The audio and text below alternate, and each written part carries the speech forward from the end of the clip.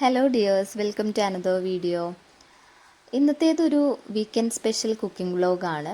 കഴിഞ്ഞ വീക്കിൽ എടുത്തു വെച്ചിട്ടുണ്ടായിരുന്ന ഒരു വീഡിയോ ആണിത്.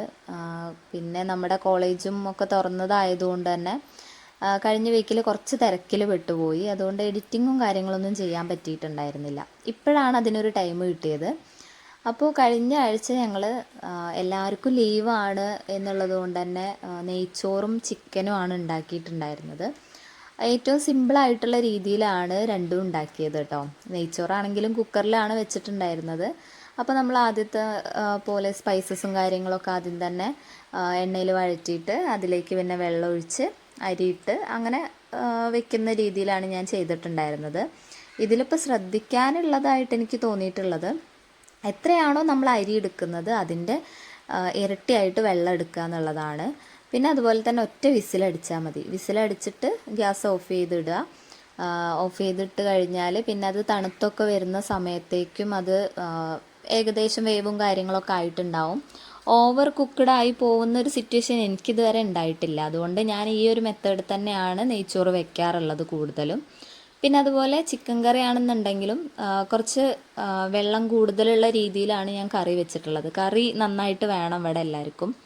ഇനിയിപ്പോൾ നമ്മൾ അപ്പത്തിക്കാണെങ്കിലും ചോറിലേക്കാണെങ്കിലും ഒക്കെ കറി നന്നായിട്ട് വേണം എന്നുള്ള രീതിയാണ് ഇവിടെ ഉള്ളത്. അപ്പോൾ കുറച്ച് കൂടുതൽ കറി വരുന്ന രീതിയിൽ വെച്ചതാണ്.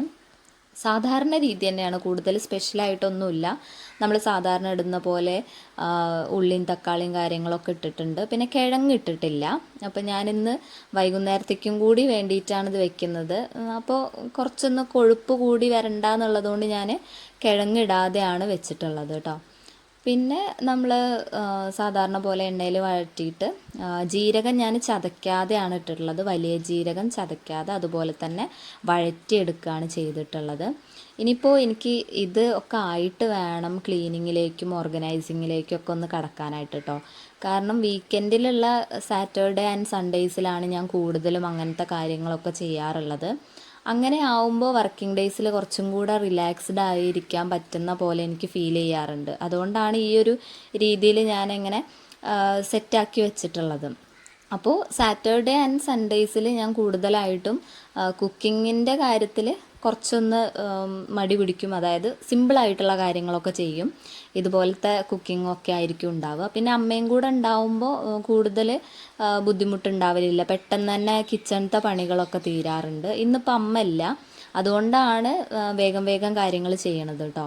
ഇനിയിപ്പോൾ ഗിരേട്ടൻ എണീക്കുമ്പോഴത്തേക്കും വേണം ഈ ക്ലീനിങ്ങിലേക്കൊക്കെ കടക്കാനായിട്ട്. അപ്പോൾ പിന്നെ മൂപ്പരും കൂടിത്തരും. പിന്നെ അച്ഛനാണെങ്കിലും കുറച്ചൊക്കെ ഒന്ന് ഹെൽപ്പ് ചെയ്യും. അപ്പോഴത്തേക്ക് അവർ എണീക്കുമ്പോഴത്തേക്ക് ഇതൊക്കെ സെറ്റാക്കി വെക്കുകയാണ്. പിന്നെ അതുപോലെ അച്ഛന് കഞ്ഞി വേണം. അപ്പോൾ ഞാൻ റൈസ് കുക്കറിൽ ലേശം അരി ഇട്ടിട്ട് കഞ്ഞി റെഡിയാക്കി വെച്ചിട്ടുണ്ട്. പിന്നെ കറി കാര്യങ്ങളൊന്നും അച്ഛൻ അങ്ങനെ എടുക്കാറില്ല. അപ്പോൾ എന്തെങ്കിലും ചമ്മന്തിയോ കാര്യങ്ങളോ ഉണ്ടായി കഴിഞ്ഞാൽ അച്ഛൻ അങ്ങനെ കഴിച്ചോളും. അപ്പോൾ ചിക്കൻ കറി ആണെന്നുണ്ടെങ്കിലും നന്നായിട്ട് തിളച്ച് വന്നിട്ടുണ്ട്. ലാസ്റ്റ് അതിലേക്ക് ഞാൻ മല്ലിച്ചപ്പും കൂടെ ഇട്ടിട്ടൊന്ന് ഗാർണിഷ് ചെയ്ത് വെച്ചിട്ടുണ്ട് കേട്ടോ. പിന്നെ കുറച്ച് പപ്പടം ഉണ്ടായിരുന്നു. പപ്പടം ഞങ്ങൾ സാധാരണ മേടിക്കുന്ന പപ്പടം അല്ല ഇത്.